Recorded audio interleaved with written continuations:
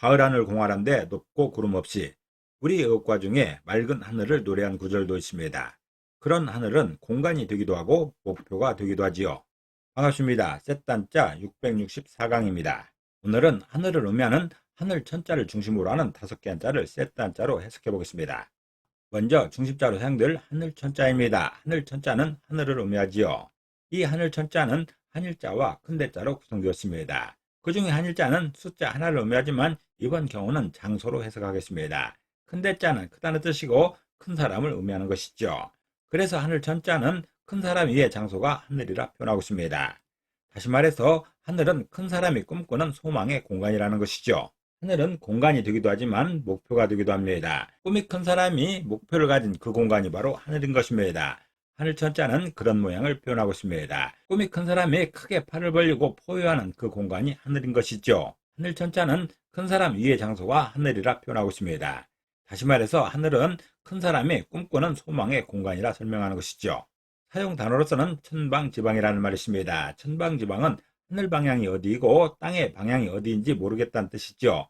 너무 급하여 방향을 잡지 못하고 함부로 날뛰는 일을 이루는 말입니다.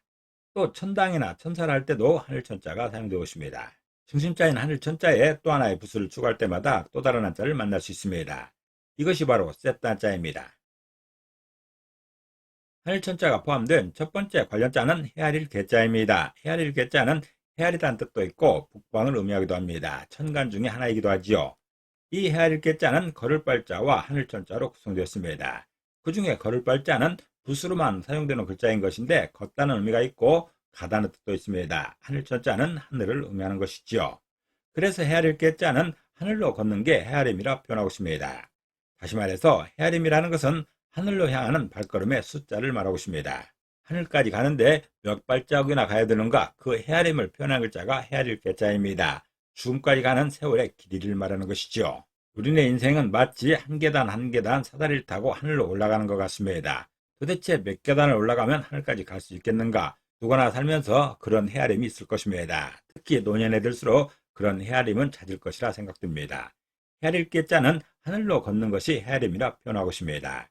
다시 말해서 헤아림이라는 것은 죽음까지 가는 세월의 길이라 설명하는 것이죠. 사용 단어로서는 계유정난이 있죠. 계유정난은 조선 단종 1년 계유년에 수양대군이 정권 장악을 위해서 반대파를 없앤 사건을 말하고 있습니다.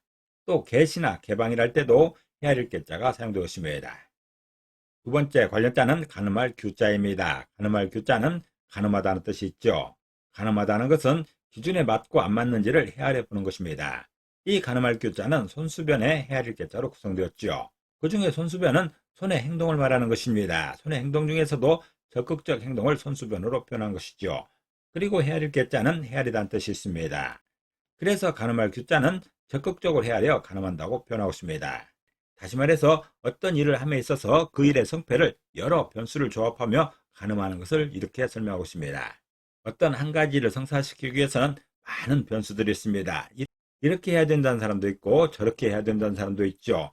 그 많은 변수들을 조합하며 고민하고 고민하면서 결정하는 그 상황이 가늠할 규자입니다. 가늠할 규자는 적극적으로 헤아려 가늠한다 표현하고 있습니다. 다시 말해서 일의 성패를 여러 변수를 조합하며 가늠하는 그 상황인 것이죠. 사용 단어로서는 수규가 있습니다. 수규는 영의정을 일컫는 다른 이름입니다. 또 우규도 있습니다. 우규는 조선시대 의정부에 속한 정일품의 벼슬들을 우규라 했습니다. 하늘천자가 포함된 세 번째 관련자는 하늘호자입니다. 하늘호자도 하늘을 의미하는 것이죠. 하늘은 지평선이나 수평선 위로 보이는 무한대 넓은 공간인 것이죠. 이 하늘호자는 해일자와 하늘천자로 구성되었습니다. 그 중에 해일자는 해를 의미합니다. 태양이죠. 하늘천자는 하늘을 의미하고 있습니다. 그래서 하늘호자는 하늘 위의 태양이 하늘이라 표현하고 있습니다. 다시 말해서 하늘은 태양을 둘러싸고 있는 공간을 말하는 것이죠. 우리 머리 위에 있는 공간을 하늘이라 합니다. 그 중에서 하늘호자는 태양을 중심으로 하는 그 주변 공간을 설명하고 있습니다. 하늘의 대표적인 공간이 태양인 것이죠. 그 주변들을 하늘로 설명하는 게 하늘호자입니다. 하늘호자는 하늘 위의 태양이 하늘이라 표현하고 있습니다. 다시 말해서 하늘은 태양을 둘러싸고 있는 공간을 말하는 것이죠. 사용 단어로서는 호천만극이 있습니다. 호천만극은 하늘이 넓고 끝이 없다는 뜻으로서 부모의 은혜가 매우 크고 끝이 없음을 이루는 말입니다. 또 창호나 소홀할 때도 하늘호자가 사용되고 있습니다. 네 번째 관련자는 보낼 송자입니다. 보낼 송자는 보내다는 뜻이 있죠. 보내다는 것은 사람을 다른 곳으로 가게 하는 것입니다. 이 보낼 송자는 여덟팔자와 하늘천자와 갈착자로 구성되어 있습니다. 그 중에 여덟팔자는 숫자 8이죠. 여러 방향이라 해석합니다. 하늘천자는 하늘을 의미하는 것이고 갈착자는 가다는 뜻이 있습니다. 그래서 보낼 송자는 하늘을 향해 여러 방향으로 가는 것이 보내는 것이라 표현하고 있습니다. 다시 말해서 한 곳에 있었던 사람들이 사방으로 뿔뿔이 흩어져 떠나는 모양을 보낼 송자로 설명하고 있습니다. 졸업식이 이런 상황을 대표적으로 연출한다 할 수 있습니다. 같은 교정에서 몇 년을 함께했던 사람들이 졸업이 끝나고 나면 온 세상으로 뿔뿔이 흩어지는 것이죠. 불과 몇 년 후에만 살펴보더라도 그 사람들이 그 멀리까지 갈 수 있겠는가 싶을 만큼 뿔뿔이 흩어져 있습니다. 보낼 송자는 하늘을 향해 여러 방향으로 가는 것이 보내는 것이라 표현하고 있습니다. 다시 말해서 한 곳에서 사방으로 뿔뿔이 흩어져 떠나는 모양을 보낼 송자로 설명하고 있습니다. 사용 단어로서는 송구영신이 있죠. 송구영신은 옛것을 보내고 새로운 것을 맞이한다는 뜻입니다.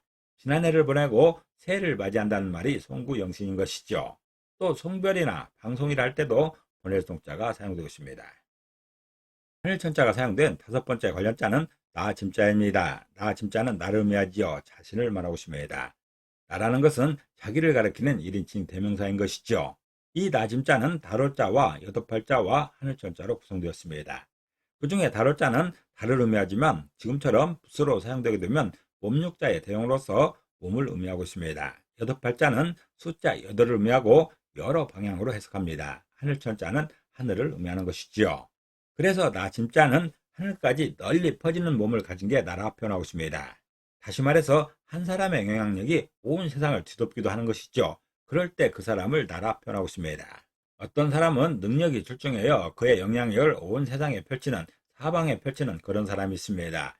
이런 사람을 나타내는 그 글자가 나 짐자입니다. 옛날 같으면 임금 같은 경우죠. 임금을 대표적으로 나라에 썼습니다. 짐이라 했던 것이죠. 그렇게 임금처럼 널리 세상에 영향력을 펼치는 그 사람을 나 짐자로 설명할 수 있습니다. 나 짐자는 하늘까지 널리 퍼지는 몸을 가진 게 나라 표현하고 있습니다. 다시 말해서 한 사람의 영향력이 온 세상을 뒤덮기도 하는데 그런 영향력을 가진 그 사람 자신을 표현할 때 나 짐자를 사용할 수 있습니다. 사용 단어로서는 짐이 있죠. 짐은 임금이 자기 자신을 가리키는 1인칭 대명사입니다. 또 조짐도 있습니다. 조짐은 좋거나 나쁜 일이 생길 기미가 보이는 현상인 것이죠. 오늘은 셋단자 664강으로서 하늘을 의미하는 하늘 천자를 중심으로 하는 5개 한자를 셋단자로 해석해봤습니다.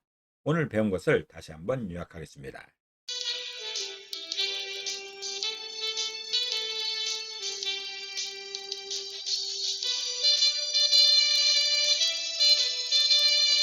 오늘도 평안을 기도합니다. 감사합니다.